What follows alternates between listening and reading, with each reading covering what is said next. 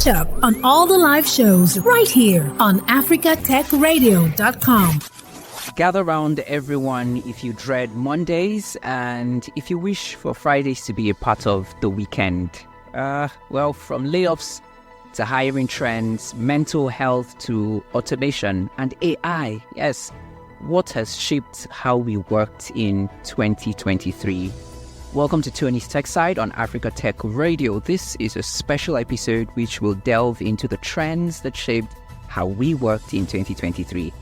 The discussion in this episode will help you better understand what happened in 2023 with work, with workplaces, and everything, about that, since that's where we spend the major part of our lives these days, so that you can better plan for the coming years. On this episode with me, I have first, Adaeze Nwoba. She wears many hats, but for the purpose of this conversation today, she's a corporate commercial lawyer, business manager, and human resource consultant at Kleinfeld LP.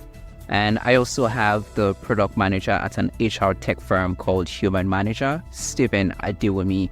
And I have a people and culture leader, certified professional coach, the author of the All-Inclusive Career Handbook, and a founder of Career Life Nigeria, Yewande Jinadu. And how do we begin the conversation about work? It doesn't always sit well for a lot of people, though. First, how are you doing? Doing well. Steven, how are you doing today? Yeah, I'm doing great. It's nice to be here. Thank you, Anthony, for the invite. I hope we can have some insightful discussion here. It's good to be here. Of course. And Yewande, how are you doing today? Doing well. Very treaty. Looking forward to the conversation and learning for everyone as well. Okay, so while Adaeze still trying to fix up her connections and trying to reconnect, let's start with the year 2023. Yewande, if you're going to describe 2023 in one sentence, how would you do that? Roller coaster, right? I don't think anyone yet that's been straightforward. I would say it's been a roller coaster, highs and lows, election, fear, uncertainty, dollar, good times, bad times. I'll just say roller coaster. Exactly. The words you've used, they put me through times and seasons, like in my mind. Like, as you're mentioning, election, dollar, like I've just gone through the times, like mentally.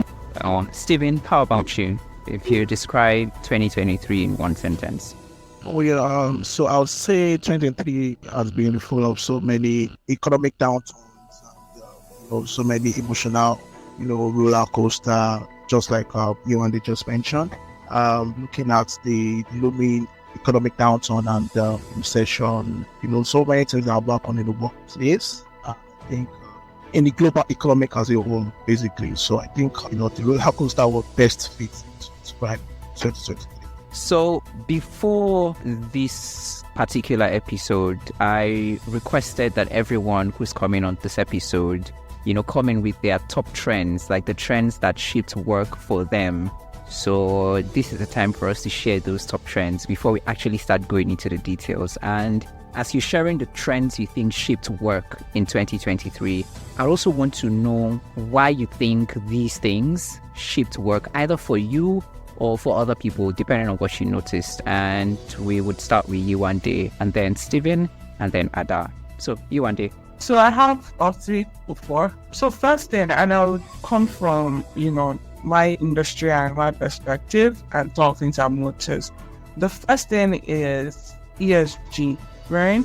And so the ESG stands for economic, social, and governance, right? I think that's a trend that, especially in the world of work, that is now being more pronounced. Let me use that word. I think organizations are being more conscious of a lot of regulatory requirements, and investors these days are particular about it, and employees are inclined towards organizations that are socially responsible. Let me put it that way. For my own part, I've heard it a lot, and employees coming to meet me saying, "Oh, are you not going to do stuff for the environment or for whatnot?" So HR leaders are becoming more ESG conscious, and the stakeholders, and not just HR, because ESG doesn't really rely on HR, let's be truthful, but the stakeholders are being more conscious of that. Another one I would say is analytics, right? They say in God you trust, every other person bring your teeth. The world of work right now, I would say, is more data conscious. I feel like that's always been, but like right this year, I've heard it a lot. Nobody wants to hear English. Like anybody can speak English if you're not coming to me with facts and numbers, right? So I think people are more conscious of how they are measuring what matters and being data conscious in how they work and being conscious of the impact and just basically leveraging on data to get their work done. I'd say the third thing is obviously flexibility. I find it very strange when people literally go physically for interviews. It's like I'm in another world. And the reason why I would say like this time 4 years ago, if you had one day off from work, like one day work remotely, you were envied. But right now, if you are going to work, you're like, I need this economy, right? So I think organizations are more open now towards flexible work. And flexible work, I'm talking about remote, hybrid, and public flex time. I noticed that Tottenham traffic has reduced when petrol went.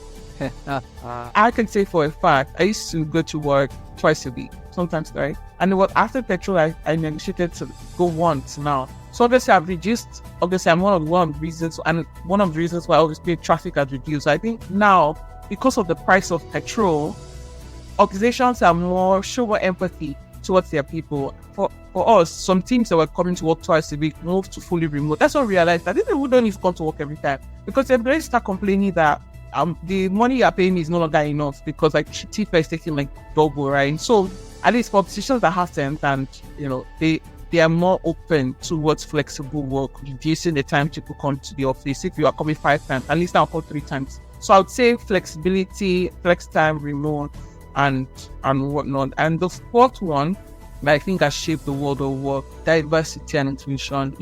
But before in those days, you think about diversity, you're thinking about some queer people trying to change the world of work. But like diversity is just, how are you even intentional about ensuring that your team is diverse and you're not hiring people like you? And it's not people that went to your church or people that are from your village. It's just like the organization is more intentional about what the work now is. How are we all different? You set up a project team, and you are looking at it's not just only guys. You understand? It's not just only ladies. How are we ensuring that those people are with diverse ideas, and people can feel included and feel like the place is safe? So a mix of DEI and that consciousness of being safe. Because last year they dragged some people on Twitter for bad bosses, right? And so it's like the world of work now is more intentional about ensuring that you're creating a healthy environment, and also linked with intentionality of diversity and inclusion. So I'll just pause here. Very interesting. ESG. I like that you mentioned ESG because COP28, that's the Conference of Persons. The world literally just finished from that. Despite the many trends and the many things that happened, and I wouldn't want to go into that. It's not a conversation for that. And Africa also had a lot of conversations around the environment and climate change. I like that that's the first point you also made, because I'm a big fan of that too. So I'm happy that it's somehow getting into the conversations about work or around how we work. And of course, data, flexibility, diversity and inclusion. Great points, I would say. Ada, welcome back. Hi, Tony. So let's start with how you are. Look at 2023, really, how are you? Honestly, I'm doing great. When the year started, I did not think I'll be where I am right now. So I'm actually excited. 2023 was surprising in different ways. It had its highs and its lows.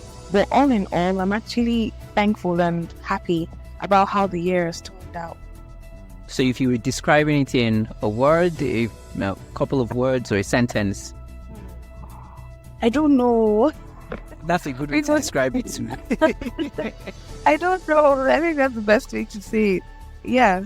Okay. Good. I think I would say good. Okay. One word and one word only. That's fine. That's okay. Yeah. So let's go to Stephen, yeah? Stephen, what trends did you notice? What trends did you come to this, conversation with? So for me, right, I think I agree with a lot of things Yewande said. Being that, you would recall that we both used the word roller coaster, right, to describe this year. And, when it comes to the ever-evolving workplace, basically, right, this year we're saying, even all these things have been happening, let's say, since post-COVID, right? We've seen a shift to remote work, inflation, layoffs, etc., things like that. Looking at it from the perspective of how has these things affected employees, basically, right? We've seen a very, very, very, very high hike in price. And let's even talk about the employer side. Just outside the unpredictable environment that we, currently live in, right? And being faced by businesses.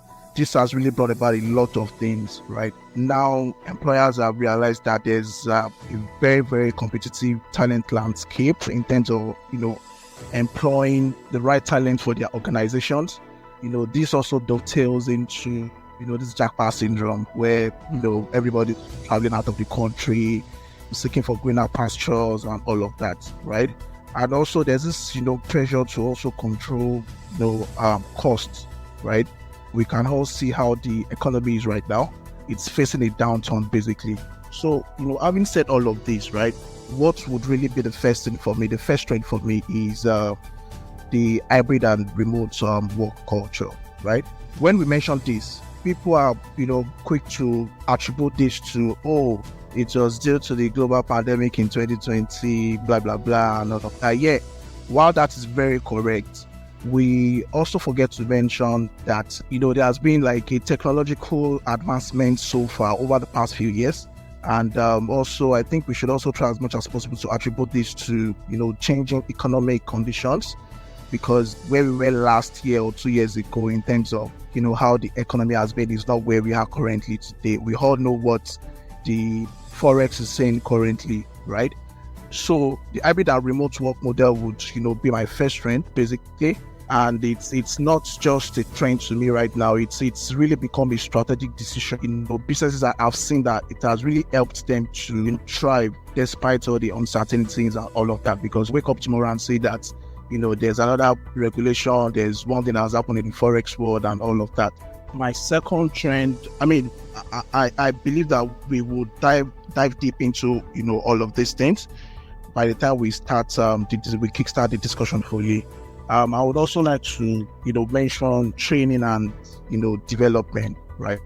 I was having like a discussion with a few friends, I think a few colleagues sometime last month.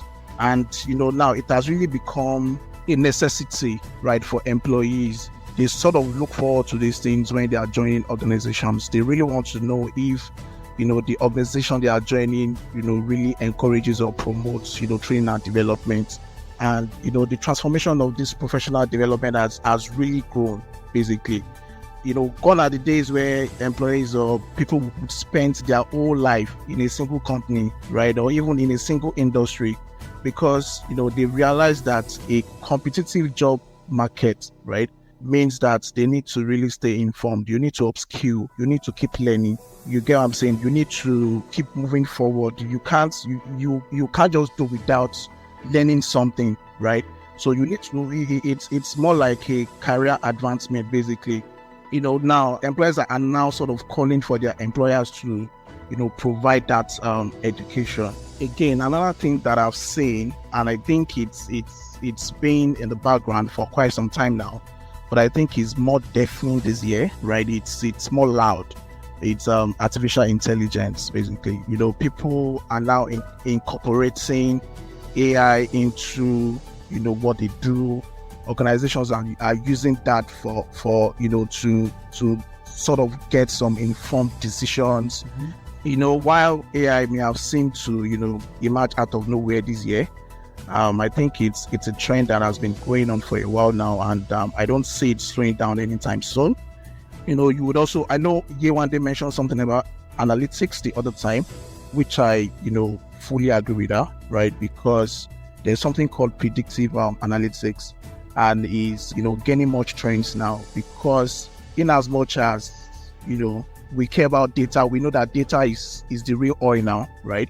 We want to ensure that we are utilizing that data very correctly, and we are using it to, sustain our businesses, basically, right? Because it sort of helps you to, compare your previous, patterns, your previous data with the current one to sort of predict what would happen in the future and, get you prepared for it, right? There are a lot of things that AI has really helped in enhancing this year. We'll probably go into that discussion fully later, but I mean, just to highlight artificial intelligence, my third, trend. I think the most common one is the employee wellness, basically, right? Okay. I think Yewande also mentioned that, right? And when she mentioned that, I was like, oh, I think this has really become, something is becoming a norm for everybody, right? Gone are days to where when employees are looking for, they're seeking for job or something, they don't just jump out, except maybe you're desperate or you need, some quick money or something, right? People go on Glassdoors or, go online to research about companies and, check their work culture, how, their managers or the leaders in the company treat their employees, the sort of wellness programs they have and all that. So you want to have more details, right, about the company you're about to join, right? So, I mean, this has really become a priority for employees these days, where they really, they sort of prioritize their self-care and they want to be sure that, their well-being is being catered for by organizations. I think I would like to stop here, and probably when we dive deep into these discussions, we would share more insights, all of these things. Thanks. Thank you very much, Stephen. The economy, major one. Both of you have mentioned it, and you talked about it more. Hybrid, remote work culture, employee wellness, tech, that's including AI, data analytics, training and development, also really important. Now, Ada, what trends did you come to the table with today? Yeah, so I was like that Stephen and Yewande have answered many of top trends that I had on, but I'm just going to still dive into another angle that I really wanted us to speak on. One of the big top trends for this year, obviously remote work, hybrid work, focus on employee well-being have all been spoken of. But one thing I wanted to touch on employee well-being is a part of mental health and work-life balance. You're having more people now wanting it that if I'm coming to work from 9 to 5 or 8 to 5, it is 8 to 5 that I'm going to be at the office for, I'm going to do my task for. They don't want work spilling over the times that they're meant to be at the organization. People don't want to be called over on the weekends. I have a trend or a practice in my office. Whenever I come in the morning, before we start on the work of the day, there's a question that comes up every day. How are you doing? I want to understand what is going on before we start our office meeting. We have like 10 minutes, 15 minutes to actually just know how you're doing. How is family? How is every other thing that is going on? Because if every other thing that is going on is not okay, it would affect the work that you're doing at the office. You need some days where let's have some days off where we're focused on our mental health, to breathe, to just put things together so that the next day you leave. It's almost like you leave to fight another day, if that makes sense. So a focus on mental health and work-life balance, it has been a recurring trend for me this year. Another trend I've also noticed is the gig economy. So gig economy now, as a startup or as a business, you want to keep your overhead costs at a low. So organizations or platforms on like Fiverr or Upwork are giving these freelancers a platform to be able to offer services that you can just access without it affecting creating too much of a dent on your overhead. Imagine retaining, for example, a graphic designer as part of your payroll. Every month you're paying X amount to this person. But because of platforms like this, you're able to just pay for what you need as and when you need, and it's something that you can reuse as and when needed, or if you want to just use it for that particular service or the need. So it keeps your overhead at a low cost as well. And again, Yewande had pointed, I also wrote it down, sustainability and ESG. Right now, a lot of people don't want to enter into companies that are just flashy or that are just focused on doing work. Because of the way the world is right now, we hear a lot about, I heard you talk about climate change, environment, girl-child education issues. Workers or employees want to actually join organizations that have an aspect of doing good. It's becoming more and more important that CSR is seen. Not only are you doing work, but you're also giving back to the society that is giving you the opportunity to service other people. So those are the three that come up as well. And one thing I also wanted to touch about was just, you also see as an employer, I'm now speaking as an employer from the employer side of view, there's also more importance on ergonomics, trying to study how your employees are being efficient. How can you tweak things that would help the space that you've provided for them to work? How efficient could it be? Could it be that we'll do something differently, hearing the voice of others, your employees, putting it into how your operating procedures are, just to make things more efficient and more productive? If not, you're just bringing in people, man hours are being spent and no productivity is being done. So those are the key top trends for me that I've noticed that came up a lot over the year. Beautiful. Thank you. Wow. I like that we've gone through like length and breadth. Like we've gone a lot, like wide, like a lot. And from Yewande talking about ESG and bringing the conversation around flexibility, diversity and inclusion, to Stephen talking about training and development, employee wellness, tech, to gig economy, efficiency, ergonomics by Ada, and also, does your company actually do good, not just work? Now, Yewande, Ada mentioned something about mental health. I don't know, how have we dealt with Gen Zs in the workplace? Because it seems like they literally just entered the workspace like last year, this year. What has it been like dealing with Gen Zs in the workplace, Yewande? Do you know why I'm asking? Do you know why I ask this? Do you know why I ask this? I had an experience with someone, right? And the person said, anytime you hear mental health in your workplace, just ask, are you Gen Z? Right? So, and of course, it's not like every time. It's just something that just came in passing. So, what are your thoughts around this? Yeah, I think it's not even only Gen Z that talk about mental health. Anyway, it seems like they have the label for it. I've had like a share of the label where they're just like, well, I can't cope and I don't care, I'm leaving, and I'll get something else for trivial matters that I feel like, a millennial could solve. Or would I say lack of emotional resilience? That's what I would say is really bad. How have I dealt with things? I think one thing is proactive ways. Well, the first thing I know I do is like being intentional about kind of learning. You say I have a learning organization, right? Most people were not born emotionally resilient. At the time, I know back then in 2016, it was millennials. Almost every conference you are going for, millennials was the talking town. I don't think Gen Z when the workplace went back then.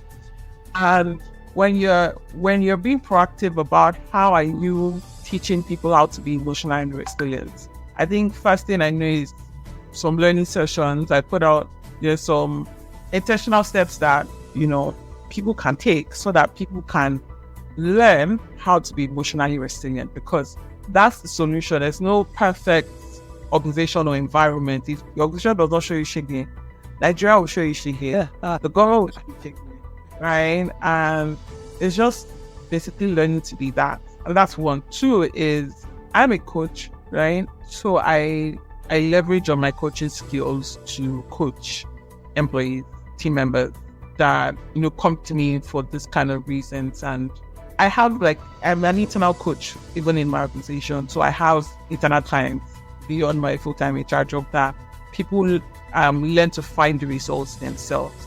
And third thing is basically ensuring that you're working with line managers to make the environment more healthy, because there's little you can do. When say culture is the way of life, the people make the culture.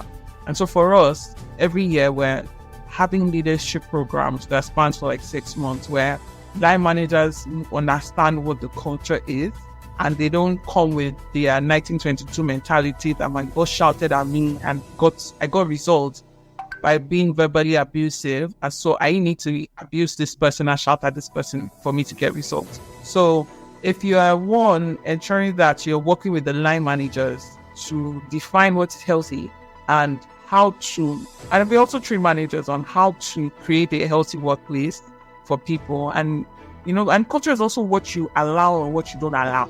If someone comes to you and says, this is unhealthy, I'm insulted, and you just see that's how life is now. Then go and sit down. You are showing that it's okay to insult people or be condescending or shout. And that's obviously what they don't like, the Gen Zs don't like. Because it's not, some people are emotionally resilient, they can take a lot of things you throw at them, but not everybody. And so you don't use your own lifestyle to train other people. So for us, one thing I'm always saying is the platinum role. Don't treat people how you want to be treated. Treat people how they want to be treated, right? And so those are the three things I do. Line managers were very, very few of training our managers every year. And those are some of the things we do. And also coaching. Coaching helps people to become better leaders. So those are ready to maybe. Thank you. And I must own up, this is not me trying to talk down on the Gen Z, and this is not us trying to talk down on the Gen Z, because it's also something that everyone needs in terms of always talking about mental health. Just like, you and Adaeze said, if you allow it, it becomes a culture. If you don't allow it, it becomes a culture that you don't allow such such things. And the kind of conversations you allow happen and don't allow is, really informative of what the culture is like internally. And now, yes, I just remembered, Ada, I hope that when I asked you, how are you, my friend, I hope I actually passed, your test of every morning you have to ask everyone if they're fine first. I hope you did, Ada. Yes. Okay, beautiful. Thank you. Thank you. Okay, 1 point, Anthony. Now, Stephen, let's talk tech and let's talk tools, automation, data, analytics and AI. The buzzword from December 2022, when OpenAI, publicly pushed out ChatGPT, till right now as we're talking, the end of 2023, AI, the buzzword, literally everybody, even something that you're just doing before, it's like, oh, AI. And I'm like, God, what is this? How has tech helped to shape how we work? Maybe better, not better? Are we relying more on things like that? Are there some things that we can do on our own? What are the pitfalls? What have you noticed in terms of how AI, data analytics and tech and tools being automated in the workplace? How is it shaping how we're working? How has it shaped how we work in 2023? So thank you for that, Anthony. So earlier you would remember that I mentioned that AI has been a tool or has been a new technology that has been ongoing for some time now, but just that it's more spelled out this year. And it's because of the adoption rates, new technologies that are incorporating AI into their product, all of that. Also, I think amidst all of these conversations around AI and all of that, I think the real question here is are organizations really ready to make AI part of their strategic initiatives, in as much as it's become like a common word now that people to use, even for people who don't really know what to use AI for, right? In as much as they know that it's a new technology, they just feel like, oh, AI this, AI that. And even some existing technologies that we've used to build some products and services, they kind of that kind of have some similar behaviors to what AI could do, right? Maybe in terms of providing some data in some graphical representation and all of that. So they feel everything is just AI. And again, then we need to be careful, right, in how we use these things because of data privacy. Well, I'm going to talk about that because you mentioned something around the pitfall and all of that. But I think we need to first discuss the usefulness of AI in our organizations and our day-to-day activities, right? I feel it's more like a transformative force, right, in the HR space, basically, right? Because I'm really going to tailor this into the HR workspace. And its application range from crafting some sort of personalized jobs, maybe for HRs, and creating learning paths for employees, things like identifying skill gaps or developing some virtual assistants, right? That could help HR inquiries and probably help employee to employer engagement. So it's something that is being deployed, speedily these days in workplaces. And I think companies right now are sort of harnessing the generative part of AI, right? To develop some interactive chatbots where you can, if you're asking questions or you're making inquiries, it's going to be like, oh, you're talking to someone who is responding to you. All those things are mind-blowing, basically, right? And we also need to look at, I'm going to tailor this into, or I'm going to really align this with the hybrid and the remote work culture that is currently ongoing, and it's becoming a norm, right? Because according to some few research papers that I came across about a few months ago, I think towards second, third quarter of the year, where I think it was Forbes who released that paper that I think by 2024, right, remote and hybrid work mode is being projected to grow to about 81%, right? Which means that in as much as we know the benefit of work from home, hybrid work, for employees, it creates work-life balance. You can sort of schedule your work. You can have that flexibility, right, so to speak. And on the employer side, right, the benefit is also very loud in terms of managing your costs, operational costs, and all of that. Reduce office space requirements. All the things you may need to provide to your employees when they are in office, right? You sort of reduce cost on all those things. So it's a major, cost reduction for employers, basically, in managing the operations of their companies. Now, what's like the challenge that this is really posing, and where does AI really comes in? Now, employers need to be careful, managers need to be careful on how they sort of measure the performance of their employees while working remotely or in a hybrid, mode. Employers are sort of really concerned about how many hours have you worked in a day? Have you worked 20 hours in a day? Have you worked 24 hours in a day? And I think now we sort of need to be concerned much about the results, right? So you work 20 hours in a day. That doesn't really, mean that you would have results, right? So I think we should be more concerned about, what are the results and all of that. Now, employers have used AI to sort of monitor employees' performance, track their systems to see, is this person online? In fact, I think there are some tools now that sort of, track your activities on your system, right? To know if you are currently online or not, if you're doing something, are you working on the documents? Are you doing anything? Are you using the collaborative tool and all of those things, right? Those things they are sort of misplacing those things as, a way of measuring employees' performance. And, I would say it's a very wrong way to, in as much as it's one of the ways to measure employees' performance and to also track, what they do in order to, call them to order in case, most of them are really laid back, right? I think it's also wrong to solely depend on that as a way to measure employee performance. Now, AI has really helped, organizations to do all of that. Now, we need to now look at the fact that, most people work, right? But then they don't have results for it.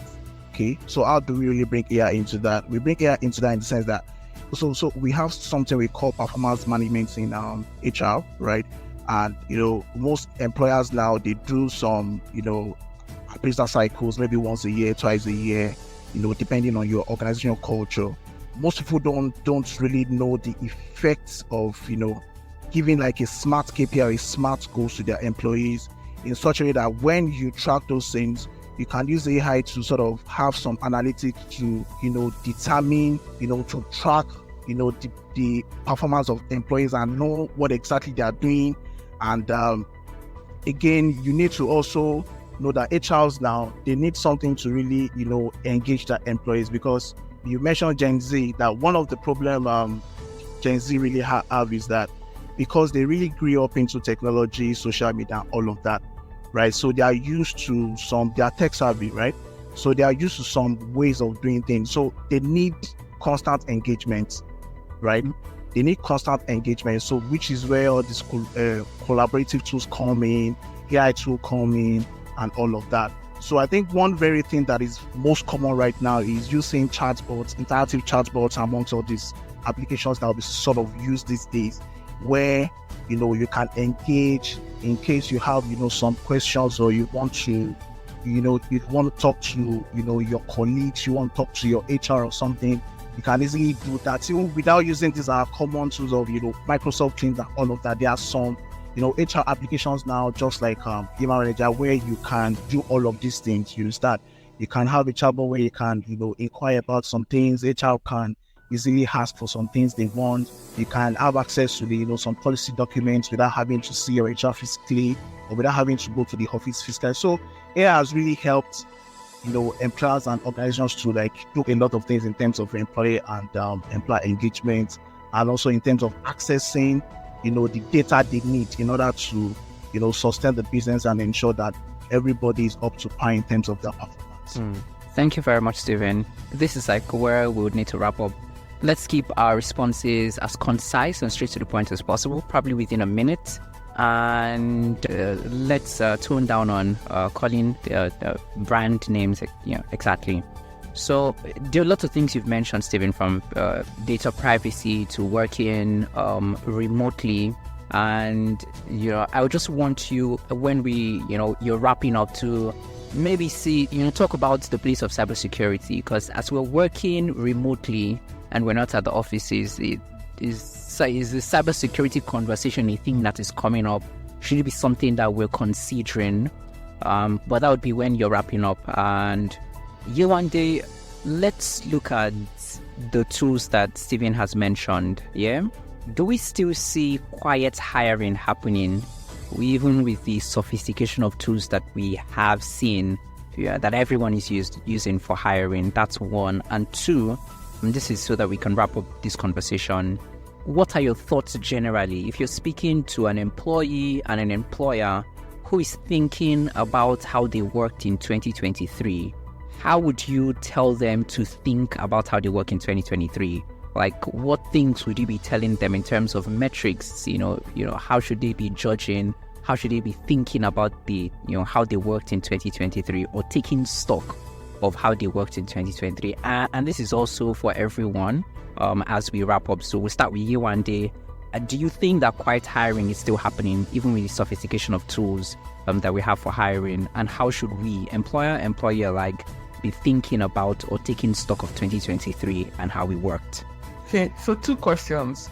Do I think quiet hiring is happening? And yeah, so in my own understanding, quiet hiring is basically being literal, right? Hiring quietly. I think most recruiters prefer this option. I don't know. I do. Also, that you put a job out and then 1,000 people apply, and then you start sitting and going through, out of which 90% don't align. This, the referrals, apart for mid-level and senior hires, that's not entry level. Quiet hiring is what happens most time. You put it on an HR group that you have, or you talk to 1 or 2 colleagues, and they send you solid profiles, then you are good to go. So yes, it happens, and I think how people can keep to it, I think it leverages on the quality of your net. Okay. And not just about the quantity but quality. Do you have people that know people? And are you positioning? Yeah, you ask some people, they always have solid candidates for you. So and you are happy, and you. So you and not to cut you short, but I thought that's what the tools and automation and AI was supposed to come in and help us do. See, there's what AI can do, and there's what people can do. Okay. AI, what it does is gather profiles, and so the truth is AI gathers profile of those that are interested. Quiet hiring. Remember, I said that for me to senior roles, there are some candidates that are not actively searching. You won't find their profiles on AI tools. They are passively searching. They are not frustrated where they are, but if you come with a better offer, they're willing to move. They've stayed 3 or 4 years where they are, but they're not dropping their profile on Indeed and everywhere. So AI reach to the amount of people that, and because this person has spoken to 1 or 2 people, this person is good though, and then one person has told them, I'm looking for a head of this, and this person is not really open, but if your offer is good, this person is willing to accept. AI cannot do that for you. It's only take those that are willing and really looking for a job. And quiet hiring only happens for, like I said, the roles that are in demand. The ones that there are plenty in the ocean, AI can help you with that. So that's my point. The second thing you asked was in terms of taking stock of 2023, how should people be thinking, right? Okay. So for me, I would say, I think I put out a post on LinkedIn recently about that. Most people will look at their goals in the beginning. I wrote down my goals. Well, when I wrote down my goals in January, like, the world has changed. My expectation, what mattered to me in January, has evolved a bit, not entirely, but it has. So first thing is to look at where they started from, the reality of January and the reality of December, and what would look like the reality of next year. And so when you're looking at what they did well, we didn't know that dollar was going to go this high or inflation was going to be this bad. So first thing is take it easy on yourself, extend grace to yourself, right? And don't see yourself as a total failure, because the reality then is not reality now. Two, look at what you could have been proactive about. Okay, now that you know the reality, could you have been wiser by researching better investment opportunities or putting yourself out there more, or whatever your goal was? I don't know. So think about what you could have done better. And three, think about, accountability. So what people just write goals and they don't have accountability partners. There's really nothing that is making them, or what they start to lose, what they stand to gain. They almost get a coach as well, but kind of do like an analysis of what you want to do and get an accountability partner. And lastly, I would just say, would be forward thinking. Yeah, because you might want to look back and not look forward. So be hopeful and learn your lesson and extend grace to yourself, but focus on the future, right? And what you can do, what's within your control and not what is outside your control. Because a lot of people just focus on, I could have done that. Really, could you have done that? Yeah, and if you could have, okay, just move forward, right? And life doesn't end. So, okay, thank you very much. Stephen, you mentioned a couple of things, while you're speaking the last time. So I'd want you to piggyback on, the place of cybersecurity as we do a lot more of hybrid work. Did we see anything in terms of cybersecurity in the workplace come up? And also, just like Yewande, how should we take stock of 2023? Okay, thank you so much again. So I think in terms of cybersecurity, right? Now, organizations who are really spent, a fortune to build, some security measures, their servers and connectivities and all of that in the last few years now, because of the hybrid and remote work now, right? Employees are no longer protected by those enclaves, right? So now you're connected to, some network that is unknown by your organizations, and I think this is like a common loophole that attackers are really looking forward to, right? Cyber criminals are seizing this opportunity to, exploit the vulnerabilities in, all these, random networks that employees could, connect to just to stay connected and work, effectively, right? They really focus on attacking home workers, right? Because they feel that it's easy to penetrate now, right? Because as an individual, right, there's a little to what you can really spend on ensuring that you're protecting your, connectivity. There's a little to, all you just have to do is probably connect your MTN or on your hotspot and you're good to go, right? Unlike, all the measures and securities that your companies would randomly or would naturally put in place to ensure that attackers cannot penetrate. So that's one major thing that I'm saying. And I also think that employers should also do well in knowledge sharing, right? Ensuring that their employees are being, up to date with, all these cyber security skills, share some knowledge with them, ensure that, they're up to date with the, latest trend and how to protect themselves. Sometimes train them on what to do, what not to do, what links to click on when they see some, suspicious, mails in their inbox and all of that. So I think that's one of the, gaps that I think employers also need to fill, right? In terms of protecting their employees from any cyber criminal attack. And, it's an endless list, right? When we talk about poor data practices, phishing attacks, unsecured connectivity and all of that. So there's no one way to really deal with this. like I said, I'll just highlight again, just ensure that you keep your employees up to date, share some knowledge with them, ensure that they're aware, right? They're fully aware of the environment, and ensure that they don't, just, share files and data carelessly, right? And provide like a secure way or a secure channel of, them sharing data and files, companies, files and, artifacts, right? So that they don't misplace those things and it doesn't get to the hands of the attackers. So your second question, so basically, I think for me, generally, right, we talked about a few things here today, a lot of things here today, and everything still boils down to the fact that the norm now is that people are trying to reduce costs by ensuring that employees are working from home, the ones that can afford it, right? Because it's also expensive, right? It's not, it doesn't really come. So there's a lot of, policies that you have to put in place to ensure that it is effective for you. And you want to ensure that your employees are also, working at, the optimum level you require them to work. Now, I think overall, right, set goals, right, set smart goals. Don't just set goals that are not achievable, right? Be realistic about your goals. For managers, set goals for your employees, track those goals, get feedback, right? Ensure that you get feedback and work on those feedback and communicate effectively, right?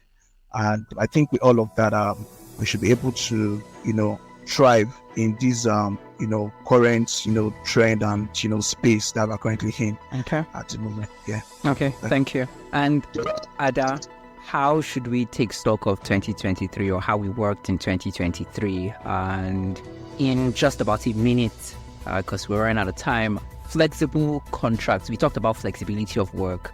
Are we also, doing it with a contract, or is it just, all talk?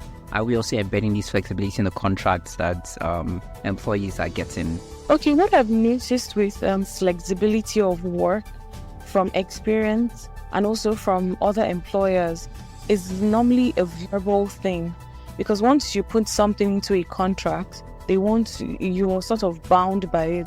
But you see the way work is, so employers sort of grant these concessions to their staff orally, just so that in case if things change or if dollar starts to be 150 again, they can come back to the office. So, but to be very honest with you, I think these flexible work hours is certain things that we should actually consider embedding. Stephen and Yewande have touched on a lot of things that I really believe that when we put it in, both employers and employees would benefit from those. Taking stock for the year, I believe that there was something that Yewande said about coaching on the employer side. Well, we're always talking about upskilling for the employees, training for the employees, but the managers themselves need to be trained.